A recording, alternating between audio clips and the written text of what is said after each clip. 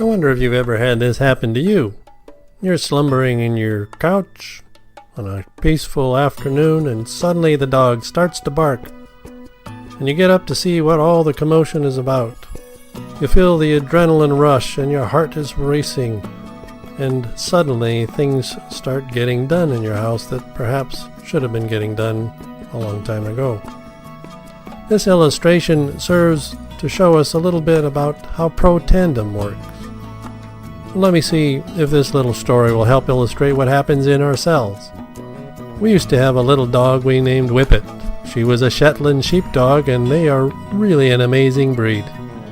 They instinctively love to herd and to keep everybody together. They love to bark, and as such they are very effective at sounding an alarm. If you've ever had a Sheltie, you know exactly what I mean. Somebody comes to the door, rings the doorbell, and all of a sudden everybody's stressed. Everybody's activated by her barking, and things start to happen inside the home. Now imagine that your house is like a human cell. In your home you have couches that the kids like to lay on. They won't get up until they are motivated to do so, either by noise, having to go to the bathroom, or because they're hungry. Mom is in the kitchen, and she generally regulates what goes on inside the home. If any cooking is to be done, she is either doing it or directing others as to how to cook. Her kitchen, like most kitchens, has a pantry and a refrigerator. They are full of ingredients and or appliances used for cooking and preparing awesome meals. Now imagine it's a relatively quiet Saturday afternoon. Mom is in the kitchen planning dinner. She's feeling a bit overwhelmed and tired of asking her son to do the chores. He is firmly nested on the couch playing video games, and there's a little Sheltie dog laying peacefully beside him. She contemplates how to apply Newton's first law of motion. You know, a body at rest will tend to stay at rest unless acted on by an outside force. Now, for the sake of our illustration, we're going to give each of these elements names that correspond to parts of our cells. The Sheltie dog is named kinase. The boy is named Nrf2. Mom is DNA. The pantry and the refrigerator are named the cytoplasm, and the kitchen is called the mitochondria. Here is a simplified diagram of a cell with each of these parts.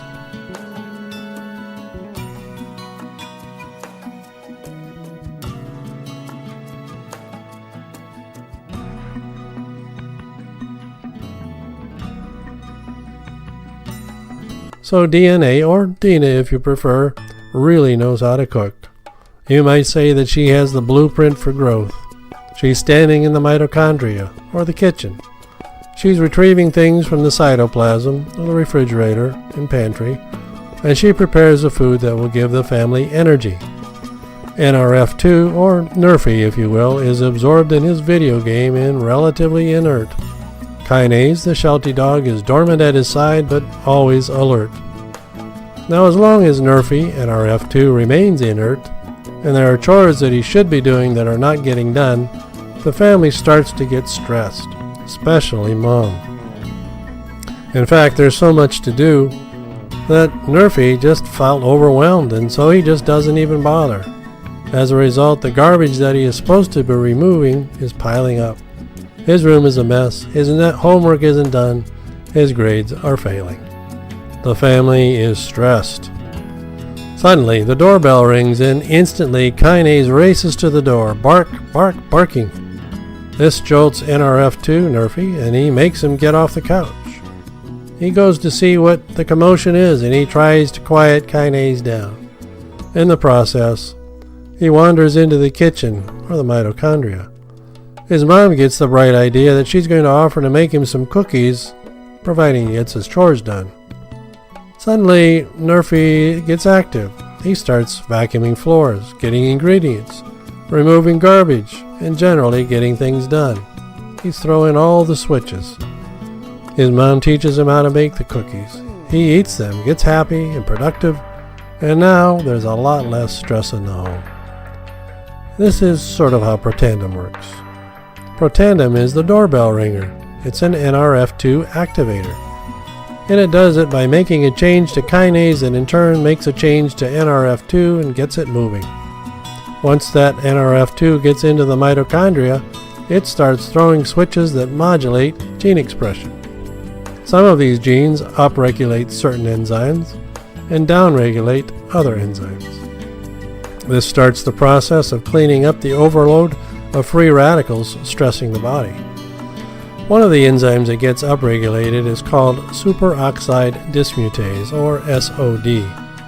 It is a powerful antioxidant that scoops up free radicals at a ratio of 1 million per second.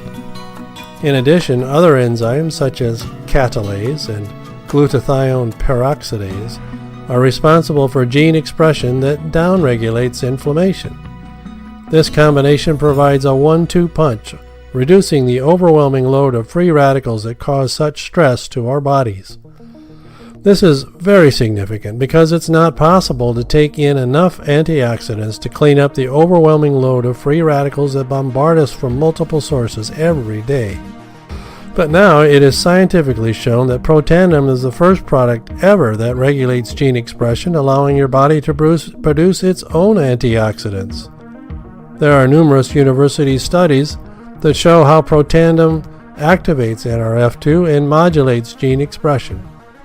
This quote from Washington State University in January 2015 summarizes the positive results shown by this research when it says, quote, "This is the most extraordinary therapeutic and most extraordinary preventative breakthrough in the history of medicine," unquote. Bold words. Is it too bold to say that Protandim is the discovery of our times, and that it is equivalent to the discovery and development of penicillin at the start of the 20th century? Perhaps. Perhaps not. Isn't the science compelling enough to justify using it for ourselves?